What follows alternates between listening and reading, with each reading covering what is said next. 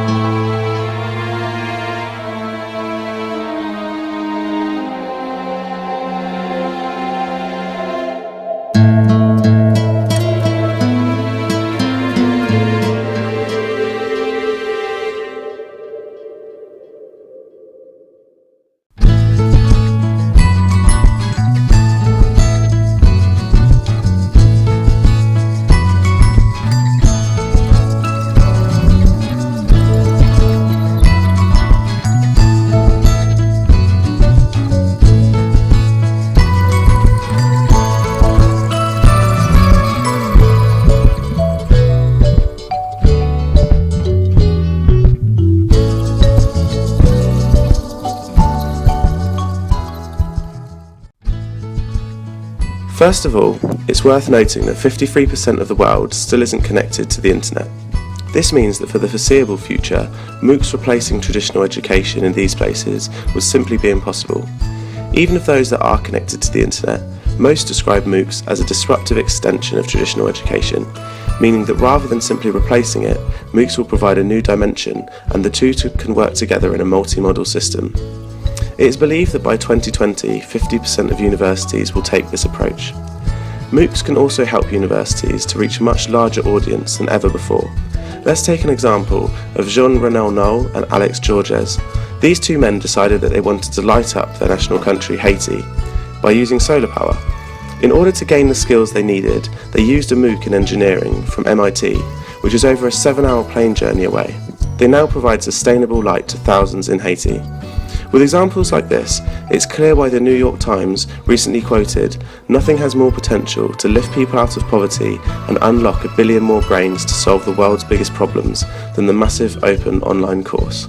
Despite these possibilities, studies do show that MOOCs have still not created a borderless, gender-blind, race-blind, class-blind and bank account-blind education system, as the majority of participants are well-educated and from employed backgrounds. To gain some more insight on the topic, we spoke to some individuals from Southampton University to find out about how they feel about MOOCs mixing with traditional education. A lot of academics observe MOOCs as a disruptive threat to universities. Do you agree? No, I think actually they're of great benefit to universities because they will allow that university to showcase its expertise to a global audience and hopefully attract students as a result that would never perhaps have known about it otherwise. So I think that's a real positive. So I think the idea of MOOCs seem like a really brilliant way to be more engaged into your learning content. I think you have more flexibility to complete your studies in your own time. I know as a student you hear lots of examples of individuals unable to make those really early morning lectures, so it's nice to think as a student you could tailor your learning around kind of your timetable.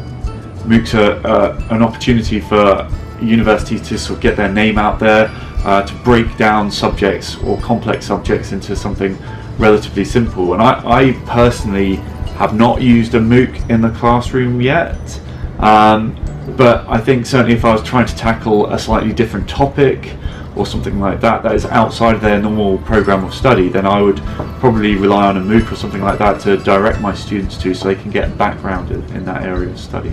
So I'd say personally I'm quite a visual learner. So I love the idea of the classroom setting and attending those lectures so I can gain all of the relevant kind of knowledge and understanding of the topic there and then, and ask questions straight away when I know I'm in an atmosphere where my lecturer would be there to answer those for me.